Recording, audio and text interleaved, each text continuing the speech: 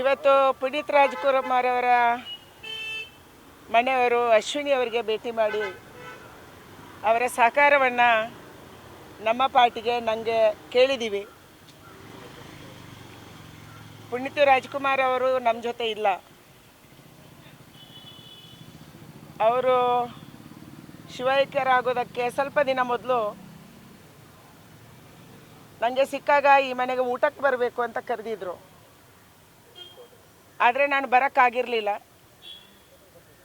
ಮುಂದೆ ಅವರನ್ನು ಕಳ್ಕೊಂಡ್ವಿ,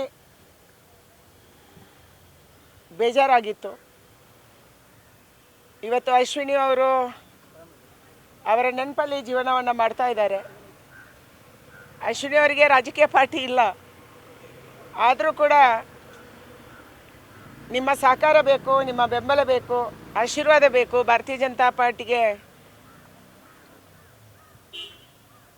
ಇವತ್ತು ಮೋದಿಯವರು ಇಷ್ಟೊಂದು ದೊಡ್ಡ ಪ್ರಮಾಣದಲ್ಲಿ ಕೆಲಸ ಮಾಡುವಂಥ ಸಂದರ್ಭದಲ್ಲಿ ಪುನೀತ್ ರಾಜ್ಕುಮಾರ್ ಅವರು ಕೂಡ ಮೋದಿಯವರನ್ನು ಮೆಚ್ಕೊಂಡಿದ್ದರು, ಭೇಟಿಯಾಗಿದ್ದರು.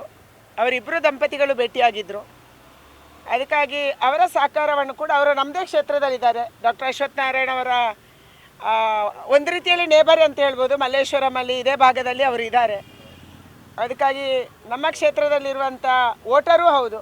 ಆ ಕಾರಣಕ್ಕಾಗಿ ಅವರನ್ನು ಭೇಟಿ ಮಾಡಿ ಅವರ ಸಹಕಾರವನ್ನು ಕೂಡ ನಾವು ಕೇಳಿದ್ದೀವಿ. ಇಲ್ಲ, ಆ ಥರ ಇಲ್ಲ, ಬೆಂಬಲ ಮಾತ್ರ ಕೊಡ್ತಾರೆ ಅವರು. ಪ್ರಚಾರದ ಬಗ್ಗೆ ನಾವು ಮಾತಾಡಿಲ್ಲ, ಕೇಳೋದು ಸರಿಯಲ್ಲ.